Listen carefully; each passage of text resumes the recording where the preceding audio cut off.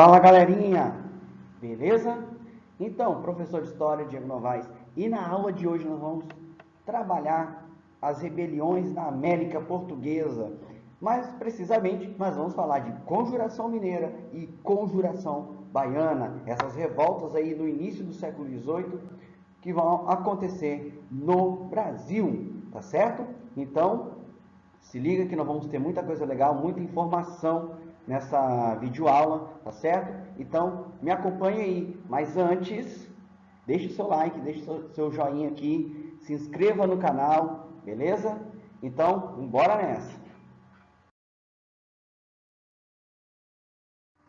Então, pessoal, antes de nós começarmos o nosso tema, vamos ver aqui a estrutura da nossa videoaula. Então, na aula de hoje, nosso objeto de conhecimento, ou seja, aquilo que nós vamos estudar na aula de hoje, são rebeliões na América Portuguesa, as conjurações mineira e baiana. Habilidades, explicar os movimentos e as rebeliões da América Portuguesa, articulando as temáticas locais e suas interfaces com os processos ocorridos na Europa e nas Américas, as consequências e impactos das mudanças ocorridas na Europa, no Brasil aurífero, as revoltas e a transição da colônia para o Império. Competências, compreender acontecimentos históricos, relações de poder e processos e mecanismos de transformação e manutenção das estruturas sociais, políticas, econômicas e culturais ao longo do tempo e em diferentes espaços para analisar, posicionar-se e intervir no mundo contemporâneo, tá certo? Então, essa é a nossa estrutura da aula de hoje. Então, bora para a aula.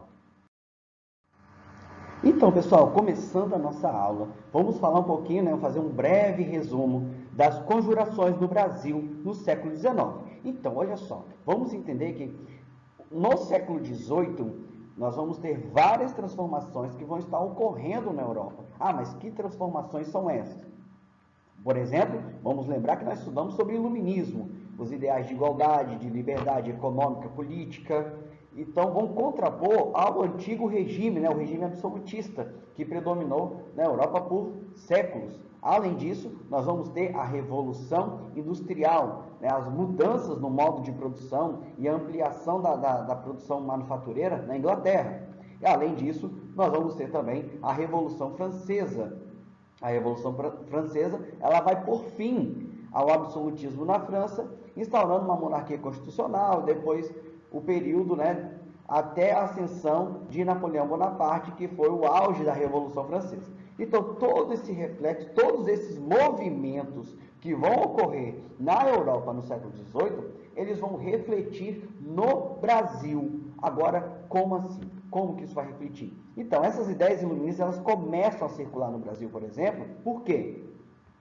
Membros da elite brasileira costumavam estudar em universidades europeias. Então, esses jovens estudantes que iam para essas universidades começavam a ter contato com essas ideias iluministas, que também influenciaram a Revolução Francesa, e trazer essas ideias para cá. Então, o ciclo do ouro do Brasil também vai ser muito importante na formação dessa sociedade intelectual, que até então não existia no Brasil, tá certo? Então, coloquei aqui um breve texto para nós entendermos o que foi o Brasil do final do século XVIII e início do século XIX, para nós entendermos o seguinte. Foi a partir do meados do século XVIII que a América Portuguesa começou a ser influenciada pelo nascente pensamento liberal e burguês que vinha da França. Os reinos europeus e a própria França viam-se às voltas com abomináveis princípios franceses. Os livros proibidos da França pré-revolucionária eram impressos fora do reino e entravam nele por meio de contrabando, vendidos ilegalmente por livreiros tradicionais que chegavam a ter 2 catálogos, um para livros autorizados e outro para os chamados livros filosóficos. O elemento comum dessas obras era o fato de que todas tinham um caráter libertário, polêmico e racionalista, princípios aí, é claro, do iluminismo. A essas obras populares que caíam facilmente no gosto dos franceses, uniam-se outras mais complexas, escritas por famosos filósofos do iluminismo, como Rousseau, Montesquieu, Voltaire e os enciclopedistas Diderot e D'Alembert. Então, esses ideais iluministas, eles começam a circular no Brasil e influenciar principalmente desde as camadas mais populares a camadas mais elitistas que naquele momento estavam insatisfeitos com a dominação colonial imposta por Portugal, tá certo? Mais adiante nós vamos estar falando e detalhando essas questões, tá certo? Então, pessoal, a gente começando aqui, vamos falar um pouquinho agora da Inconfidência Mineira, que ocorreu em 1789, e ela é conhecida também como Conjuração Mineira.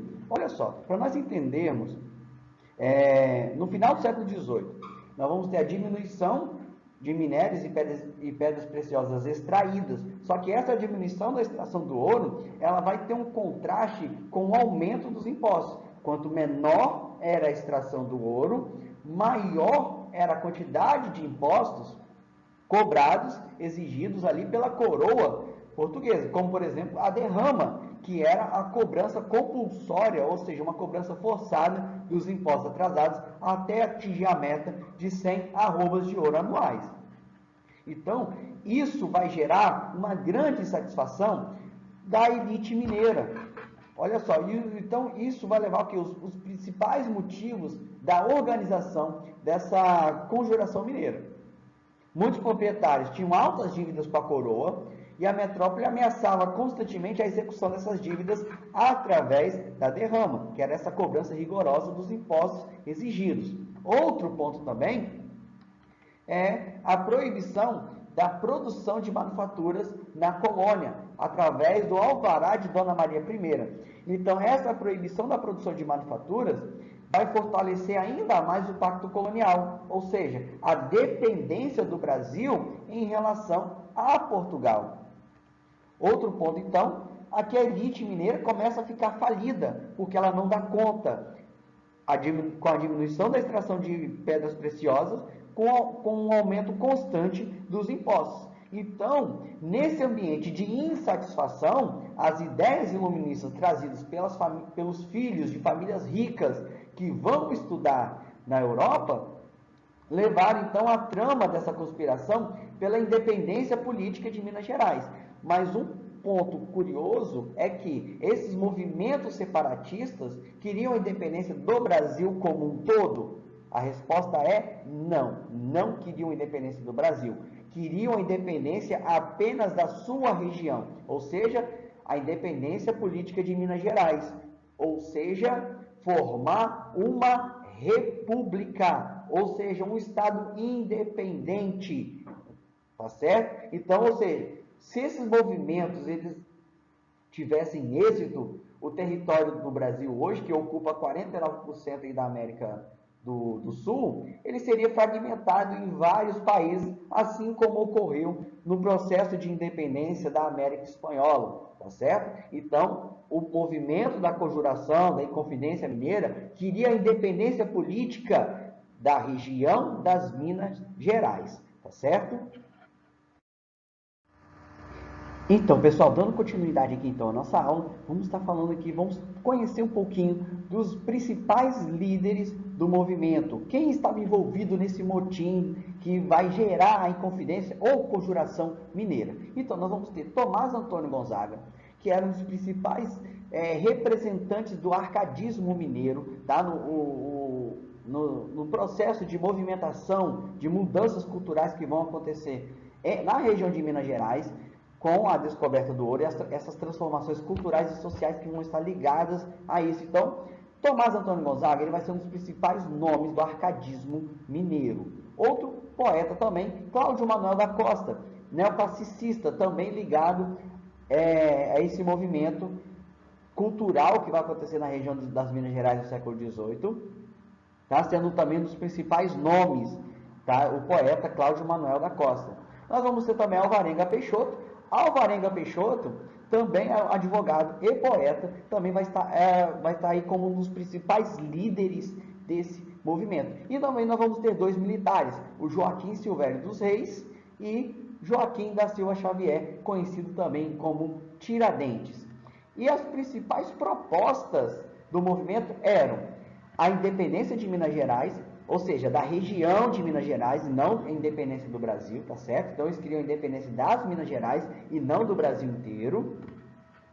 Queriam a instituição de uma república, lembrando que a Inconfidência Mineira ela vai se inspirar no movimento de independência dos Estados Unidos. Lembrando que o movimento de independência dos Estados Unidos, o movimento que levou ao processo de independência, os Estados Unidos vai ser o primeiro país a surgir no continente americano e estabelecendo como forma de governo a república. Então, a Conjuração Mineira ela vai se inspirar, vai se espelhar no movimento que levou à independência dos Estados Unidos. Também defendia o perdão de todas as dívidas e também o desenvolvimento da manufatura e a libertação dos escravos. Mas tem um porém nessa questão. Por quê? O ponto é que nem todos concordavam com a libertação dos escravos, porque muitos, principalmente dos líderes do movimento, possuíam escravos. Então isso não era um ponto em comum. Então nós podemos classificar a Inconfidência Mineira, que defendiam todos esses pontos que foram citados, menos a escravidão, porque não menos o fim da escravidão, desculpa. Por quê? Porque não era algo que era coeso entre o grupo. Então, porque muitos dos líderes desse movimento ainda tinham escravos, tá certo? Então defendia os ideais de igualdade e liberdade, mas não para todo mundo, porque escravo continuaria sendo escravo. Então, pessoal, aqui nós vamos falar agora do auge, né, do motim da Inconfidência Mineira. Olha só, o movimento, né, ele vai passar a ganhar uma certa adesão popular devido à grande, né, pobreza da maior parte dos mineiros. Tiradentes, que era o mais entusiasmado, né, o maior entusiasta desse movimento, ele começa a propagar as ideias políticas entre as classes mais baixas, enquanto que os líderes do movimento, que pertenciam às classes mais altas, divulgavam suas ideias nas partes mais altas do movimento. Olha só, toda a rebelião já estava, né, planejada para o dia 17, para 1789, quando seria cobrada a derrama. Porém, sempre tem um porém, né? Porém, um dos membros do movimento, o Joaquim Silvério dos Reis, ele acaba denunciando a conspiração. Já havia uma certa desconfiança das autoridades da região das Minas Gerais. Então, o Joaquim Silvério, em troca do perdão das dívidas dele, ele acaba entregando todo o movimento e também os nomes dos líderes do movimento. Então, com isso, inicia-se uma grande investigação para apurar os fatos e praticamente todos os líderes vão ser presos. Só que, no entanto, eles acabam negando, né, qualquer envolvimento no movimento, no motim ali que foi entregue pelo Joaquim Silvério. Nos julgamentos, alguns líderes desse movimento vão ser degradados para a África, ou seja, vão ser extraditados, tá? Vão ser mandados para o exílio no continente africano. Depois de 6 meses de prisão, Tiradentes vai assumir integralmente, ou seja, ele vai se assumir como o único culpado, tá? O único responsável, melhor dizendo, pelo movimento. Ele vai se colocar como o único líder do movimento. A confissão de Tiradentes ela vai ser conveniente tanto para a coroa quanto para a elite mineira. Por quê?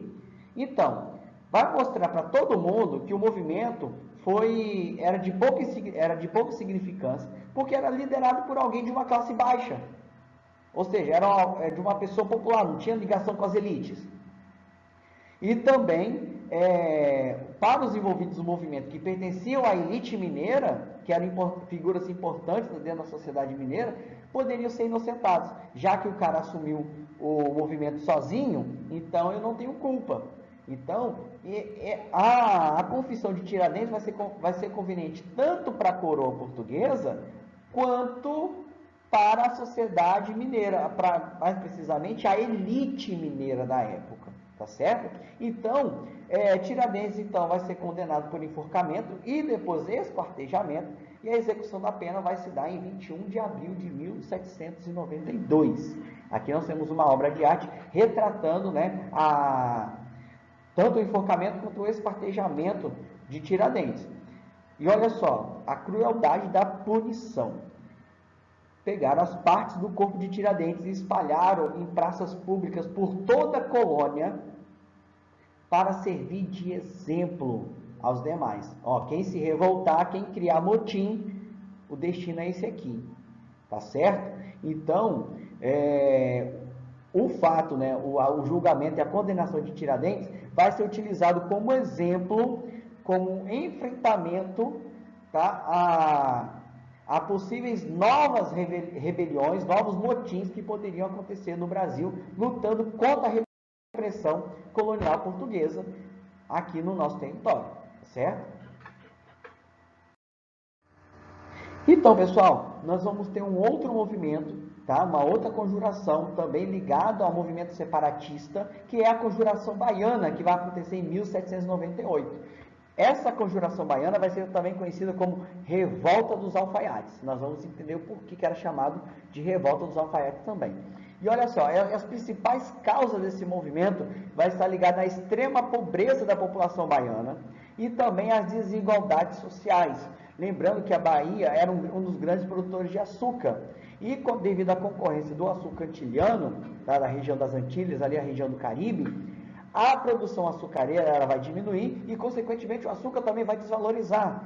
Então, e devido à alta dos preços dos alimentos, vai levar, então, a população a ficar cada vez mais pobre. E também a intensificação das desigualdades sociais. E, claro, entre elas, a desigualdade racial, que é um tema muito presente ainda nos dias atuais no Brasil. Então, mas vamos continuar com a nossa aula. Essa é a bandeira que seria adotada, tá, com a proclamação da República Baiana, assim como a Conjuração Mineira, a Conjuração Baiana, ela tinha o objetivo de se separar e formar um país, ou seja, o Estado baiano, uma república, tá, independente do restante do território brasileiro. Então, lembrando que tanto a Conjuração Mineira quanto a Conjuração Baiana eram movimentos separatistas que queriam a independência das suas regiões e não do Brasil, tá certo? Principais objetivos: a independência da Bahia, a proclamação da República, a liberdade de comércio, tá? Ou seja, queriam o fim do pacto colonial, a igualdade em todos os níveis, com elas o fim da desigualdade social e o fim do preconceito racial, e também queriam a abolição da escravidão. E, claro, que esse movimento, diferente da Conjuração Mineira, que vai ser influenciada pela independência dos Estados Unidos, a Conjuração Baiana, ela vai ser influenciada pela Revolução Francesa, devido aos ideais de liberdade, igualdade e fraternidade. Então, inicialmente, o movimento tinha a liderança de brancos de classes altas da sociedade baiana. Porém, a pobreza, a extrema pobreza da população, aliada às ideias iluministas de igualdade e liberdade, além, inclusive, do exemplo haitiano, que nós vimos nas videoaulas anteriores, que o movimento da independência do Haiti foi liderado pela população negra e pobre, ou seja, foi um movimento extremamente popular no Haiti, que acabou levando à independência, também vai influenciar a população carente, a população pobre da Bahia. Então, o movimento do haitianismo, que lutou pela independência do Haiti e também lutou pelo fim da escravidão, também vai influenciar os ideais de liberdade e igualdade do movimento da Conjuração Baiana. Então, esse movimento, que num primeiro momento tinha um caráter elitista, vai passar para as mãos de figuras populares, inclusive negros, escravos e ex-escravos também. Tá certo? E a principal, uma importante figura que vai ser, que o movimento popular da Conjuração Baiana vai se inspirar é na figura do negro Toussaint Louverture, que foi um exemplo haitiano, tá? pela luta da independência. Então, os populares, os líderes do movimento da Conjuração Baiana, vão se inspirar em Toussaint Louverture, que foi um dos líderes do movimento de independência do Haiti. Tá certo? Então, nós temos essa ligação aí do movimento da Conjuração Baiana, né, se espelhando no exemplo da Revolução Francesa e também se espelhando no movimento de independência do Haiti. Tá certo? E aí nós vamos ter aqui, claro, né, o movimento ele não chegou a eclodir, pois a distribuição de panfletos com os ideais tá, do movimento, chamou a atenção das autoridades, que instituíram uma grande investigação e prenderam todos os envolvidos, suprimindo a conspiração. Então, aqui nós vamos ter os principais envolvidos do movimento. Então, pessoal, e os principais líderes da Conjuração Mineira, que também é chamada de Revolta dos Alfaiates, que aconteceu em 1798, nós vamos ter os principais líderes: o Lucas Dantas, Manuel Faustino, Luiz Gonzaga e João de Deus. O João de Deus e o Manuel Faustino eram alfaiates, por isso que é Revolta dos Alfaiates, e também mulatos. O Luiz Gonzaga e o Lucas Dantas eram soldados, e vários outros também que participaram na liderança desse movimento. Então, a característica comum é que eram todos negros e pobres. Então, isso dá uma característica bastante popular ao movimento. Além dos líderes serem pobres e negros, escravos, ex-escravos, houve então uma ampla participação popular nesse movimento. Mas, ao mesmo tempo que também houve essa ampla participação popular, a repressão também de Portugal ela foi muito intensa. Tanto é que os líderes do movimento foram condenados à morte. Tá certo? Então, diferente, né? Aí nós temos aí algumas características que são bastante diferentes da Conjuração Mineira e da Conjuração Baiana, que nós vamos falar aí agora já chegando no final da nossa vídeo. Então, e aqui nessa tabela comparativa, né, a comparação entre as conjurações mineira e baiana, fazendo um resumo aí da nossa videoaula. Conjuração mineira, conjuração baiana, tá certo? Quando? Conjuração mineira, 1789, conjuração baiana, 1798. O objetivo comum das duas era a independência nacional, tá certo? A independência da sua região ali, não era a independência do Brasil como um todo, tá certo? Mas sim formar uma república mineira e uma república baiana. Influência externa. A conjuração baiana, a conjuração mineira, ela vai ser influenciada pela independência dos Estados Unidos, enquanto que a conjuração baiana, ela vai ser influenciada pela Revolução Francesa. A influência ideológica dos dois vai ser justamente as ideias iluministas. A causa local, a crise na mineração, que nós falamos na videoaula, né? A extração de metais preciosos estava diminuindo, enquanto que os impostos estavam crescendo, tá? Enquanto que a conjuração baiana vai ter uma crise do abastecimento de alimentos.